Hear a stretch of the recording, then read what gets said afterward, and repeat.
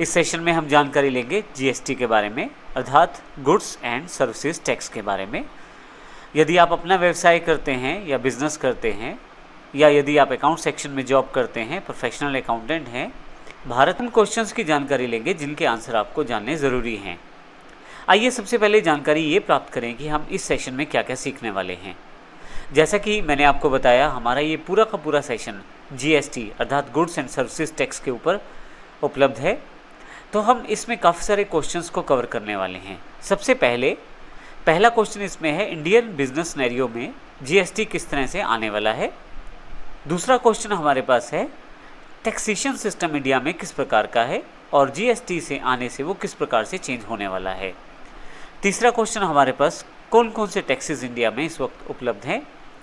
चौथा, जो सबसे important part, what is GST, GST आखिर है क्या। पांचवा पार्ट हमारे पास है, GST implementation in India, Bharat में जीएसटी को इम्प्लीमेंट किस प्रकार से किया जाएगा, इसको हम देखेंगे। छठा question, dual taxation system in India, अर्थात जीएसटी का जो प्रारूप भारत के लिए तैयार किया गया है वो किस प्रकार से कार्य करेगा। मैं आपको पहले से बता दूं कि भारत में जो जीएसटी लागू होने वाला है वो ड्यूल टैक्सेशन सिस्टम के साथ उपलब्ध होगा। इसकी पूरी जानकारी हम इस क्वेश्चन के साथ लेंगे। सातवां पॉइंट जो हम डिस्कस करेंगे, यदि आप भारत में कोई व्यवसाय बिजनेस करते हैं या किसी प्रकार की सेवा प्रदान करते हैं तो आप अपने आप को जीएसटी के अंतर्गत किस प्रकार से रजिस्टर करवा सकते हैं। आठवां क्वेश्चन हमारे पास रहेगा, जीएसटी इनपुट टैक्स क्रेडिट किस प्रकार प्राप्त किया जाए। नौवां क्वेश्चन, आज जो ऑलरेडी हमारे पास टैक्स सिस्टम इंडिया में उपलब्ध है उससे जीएसटी में क्या भेद है, अर्थात जो पहले सिस्टम है और जीएसटी आने के बाद क्या अंतर रहेगा। अगर हम पुराने टैक्सेशन सिस्टम को हटा के नया टैक्सेशन सिस्टम जैसे जीएसटी लाने वाले हैं भारत में, तो जीएसटी के क्या क्या बेनिफिट्स होने वाले हैं, जीएसटी के रेट्स क्या होने वाले हैं। फिर हम देखेंगे जीएसटी को अकाउंट्स में जर्नल एंट्रीज के द्वारा किस प्रकार से रिकॉर्ड किया जा सकता है। फाइनली इस सीरीज़ में जीएसटी के रिटर्न्स और पेमेंट्स की जानकारी ऑनलाइन किस प्रकार से आप भर सकते हैं। तो आइए शुरू करते हैं इस सेशन को, जो हमारे पास सबसे पहले पॉइंट से शुरुआत करेंगे, जो कि इंडियन बिजनेस सिनेरियो के अंतर्गत रहेगा। इससे पहले कि मैं जीएसटी सेशन को शुरू करूं, आपको पहले से बता दूं कि हम समय समय पर जीएसटी जिस प्रकार से लागू होगा भारत में, उसके अंतर्गत काफ़ी सारे एग्जाम्पल्स और काफ़ी सारे क्वेश्चंस के आंसर आपको इसी चैनल पर देने वाले हैं। तो यदि आपने इस चैनल को सब्सक्राइब नहीं किया है तो अवश्य सब्सक्राइब कर लें, ताकि जीएसटी के जितने भी एग्जाम्पल्स हम लाने वाले हैं वो सभी आपको जानकारी के साथ उपलब्ध होते रहें। तो आइए शुरू करते हैं। तो आइए जीएसटी को सबसे पहले अच्छी तरह से समझने के लिए हम ये जानकारी ले लेते हैं कि इंडियन बिजनेस सिनेरियो है क्या, अर्थात भारत में बिजनेस किस प्रकार से किया जाता है या कौन कौन से प्रारूप उपलब्ध हैं यदि भारत में कोई काम आप करते हैं प्रोफेशनल या बिजनेस के रूप में। सबसे पहले बात करते हैं मैन्युफैक्चरर्स। मैन्युफैक्चरर्स वे लोग हैं जो कुछ बनाते हैं, अर्थात प्रोडक्शन करते हैं किसी चीज़ की। यदि आप मैन्युफैक्चरिंग लाइन से हैं तो आप इस कैटेगरी के अंतर्गत आते हैं। दूसरे हमारे पास बिजनेस सिनेरियो में ट्रेडर्स हैं। वे व्यक्ति या संस्थाएं जो ट्रेडिंग करती हैं गुड्स की, अर्थात एक जगह से खरीद कर दूसरी जगह बेच देती हैं, उन्हें ट्रेडर्स कहा जाता है। इसी तरह से यदि आप सर्विस प्रोवाइडर हैं, अर्थात यदि डॉक्टर, लॉयर, टीचर्स या इत्यादि किसी प्रकार की वस्तु को बेचते या खरीदते नहीं, वो सर्विस प्रोवाइडर्स कहलाते हैं। जैसे डॉक्टर्स अपनी सेवाएं प्रदान करते हैं, वकील और टीचर्स अपनी सेवाएं प्रदान करते हैं। तो तीन मुख्य प्रारूप हैं बिजनेस के भारत में, मैन्युफैक्चरर्स, ट्रेडर्स और सर्विस प्रोवाइडर्स।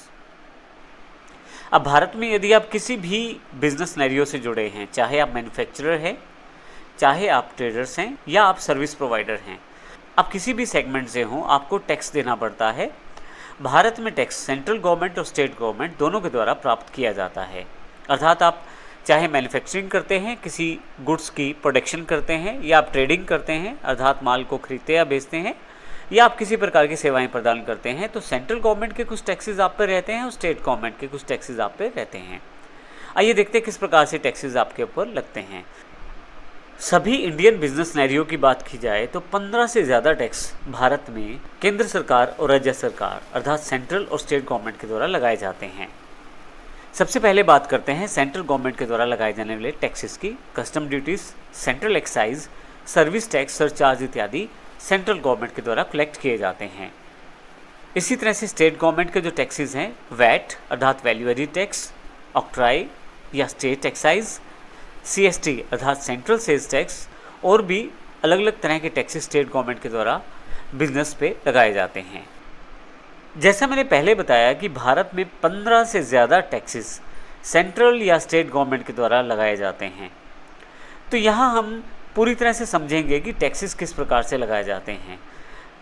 भारत में टैक्सेस जो हैं वो आपके अपने राज्य और दूसरे राज्य के व्यापार पे भी निर्भर करते हैं। जैसे हम इसको इस उदाहरण से समझेंगे, यदि आप मैन्युफैक्चरर हैं, ट्रेडर हैं या सर्विस प्रोवाइडर हैं, और यदि आप अपनी सेवाएं, अपनी मैन्युफैक्चरिंग या अपनी जो ट्रेडिंग रखते हैं वो अपनी ही स्टेट के अंदर रखते हैं। हम उदाहरण हरियाणा और पंजाब का लेते हैं।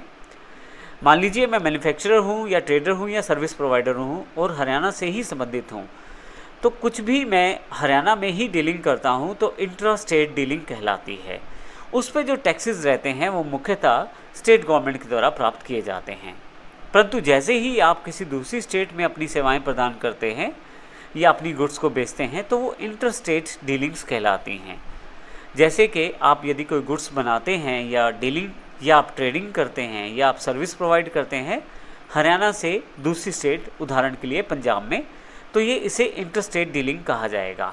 ऐसे केस में आप पे अलग तरह के टैक्सेस लगाए जाते हैं। तो इसका अर्थ ये हुआ कि यदि आप अपने राज्य में कारोबार करते हैं तो उसको इंटर स्टेट डीलिंग्स कहेंगे और आपके अपने राज्य के कारोबार के अकॉर्डिंग ही टैक्स लगेगा। परंतु जैसे ही आप एक राज्य से निकलकर दूसरे राज्य की तरफ जाते हैं और वहाँ पे कुछ बेचते, खरीदते या कोई सेवा प्रदान करते हैं तो वो इंटर स्टेट डीलिंग्स मानी जाएंगी और उस पर अलग तरह के टैक्सेस निर्भर करेंगे। हम क्योंकि सारी की सारी जानकारी इस पूरे सेशन में लेने वाले हैं तो इन छोटे छोटे पॉइंट से मिलकर लास्ट में जो एग्जाम्पल रहेगा प्रैक्टिकल, वो आप अच्छी तरह से क्लियर कर पाएंगे। इसलिए हमारा यहाँ पे ये जानकारी देना आवश्यक है और इसे अच्छी तरह से आप देखिए ज़रूर। अब इसका अर्थ ये हुआ कि हम यहाँ पे मुख्यतः दो तरह से कारोबार करने वाले हैं। इंट्रा स्टेट अपनी स्टेट में, हरियाणा में ही, इंटर स्टेट दूसरी स्टेट में जैसे पंजाब, यूपी या हिमाचल में। तो इस तरह से आपके ऊपर सेंट्रल गवर्नमेंट के टैक्सेस लगाए जाएंगे, कुछ स्टेट गवर्नमेंट के टैक्सेस लगाए जाएंगे। हम इनकी जानकारी भी आने वाले सेशन में लेंगे, लेकिन मुख्यतः टैक्सेस इसी आधार पर निर्भर करेगा कि आप कहाँ अपनी डीलिंग करते हैं, अपने राज्य या दूसरे राज्य में। तो इस सेशन में हमने देखा, पहले 3 पॉइंट हमने कवर किए यहाँ पे, जिसमें सबसे पहले हमने देखा इंडियन बिजनेस सिनेरियो क्या है, टैक्सेशन सिस्टम क्या है और टैक्सेस कौन कौन से हैं। आने वाले सेशन में हम जीएसटी की जानकारी लेंगे। जीएसटी जब भारत में इम्प्लीमेंट किया जाएगा तो किस तरह से इम्प्लीमेंट होगा इसकी जानकारी लेंगे और इसके अतिरिक्त बाकी चीज़ों की जानकारी भी हम आने वाले सेशन में लेंगे।